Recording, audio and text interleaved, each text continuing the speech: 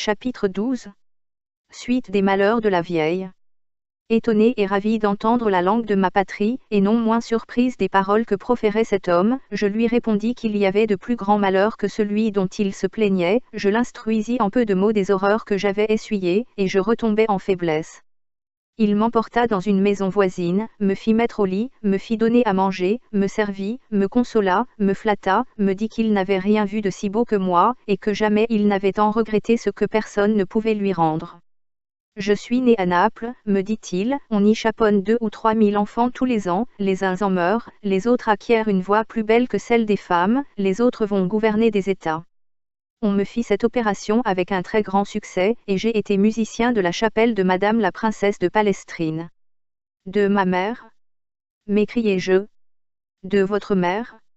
S'écria Théil en pleurant, quoi? Vous seriez cette jeune princesse que j'ai élevée jusqu'à l'âge de 6 ans, et qui promettait déjà d'être aussi belle que vous êtes. C'est moi-même, ma mère est à 400 pas d'ici, coupée en quartiers sous un tas de morts. Je lui contai tout ce qui m'était arrivé, il me conta aussi ses aventures, et m'apprit comment il avait été envoyé chez le roi de Maroc par une puissance chrétienne, pour conclure avec ce monarque un traité par lequel on lui fournirait de la poudre, des canons, et des vaisseaux, pour l'aider à exterminer le commerce des autres chrétiens. Ma mission est faite, dit cet honnête eunuque, je vais m'embarquer à Ceuta, et je vous ramènerai en Italie. Mace Siagura desser senza coglioni. Je le remerciai avec des larmes d'attendrissement, et au lieu de me mener en Italie, il me conduisit à Alger, et me vendit au dais de cette province. À peine fus-je vendu que cette peste qui a fait le tour de l'Afrique, de l'Asie, de l'Europe, se déclara dans Alger avec fureur. Vous avez vu des tremblements de terre, mais, mademoiselle, avez-vous jamais eu la peste? Jamais, répondit la baronne.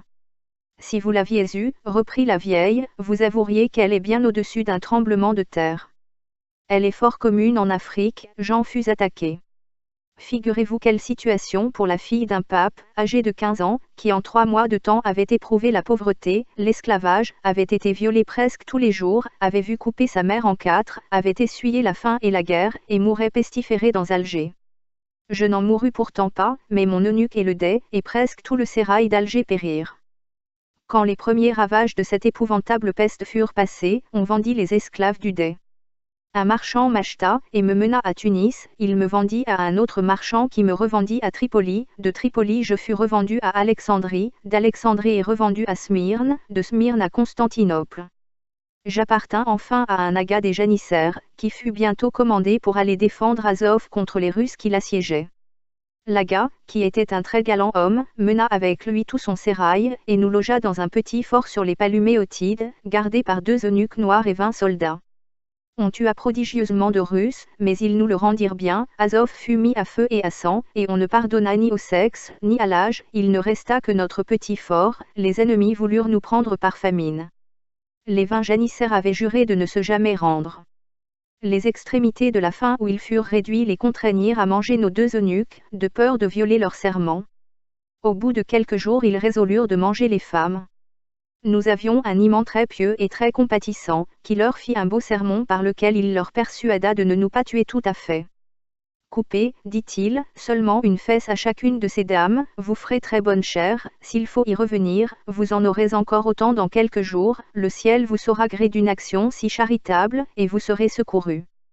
Il avait beaucoup d'éloquence, il les persuada, on nous fit cette horrible opération, l'imam nous appliqua le même baume qu'on met aux enfants qu'on vient de circoncire, nous étions toutes à la mort.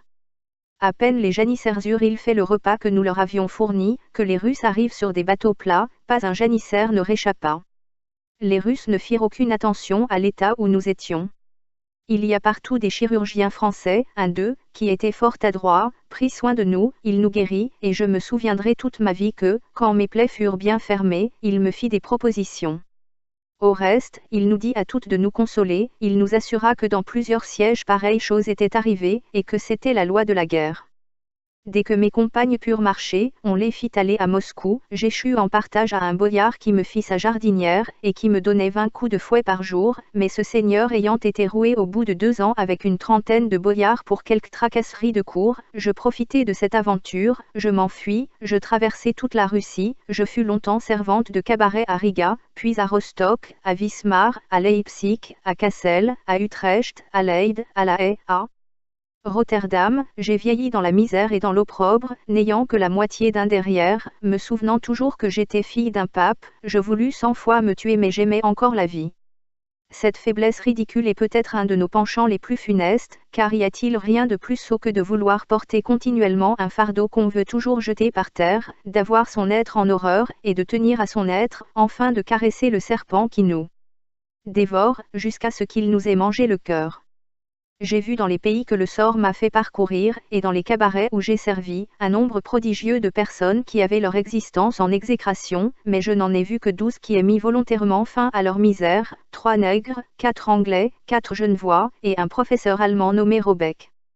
J'ai fini par être servante chez le juif Do Issachar, il me mit auprès de vous, ma belle demoiselle, je me suis attachée à votre destinée, et j'ai été plus occupée de vos aventures que des miennes. Je ne vous aurais même jamais parlé de mes malheurs, si vous ne m'aviez pas un peu piqué, et s'il n'était d'usage, dans un vaisseau, de conter des histoires pour se désennuyer.